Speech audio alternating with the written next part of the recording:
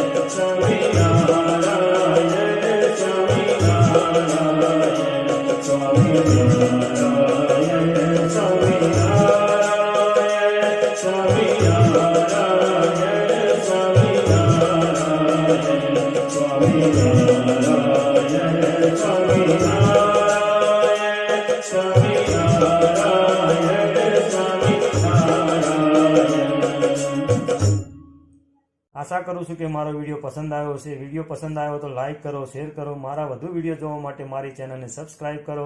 જય શ્રી હરિ, જય મહાકાલ, જય માતાજી મિત્રો.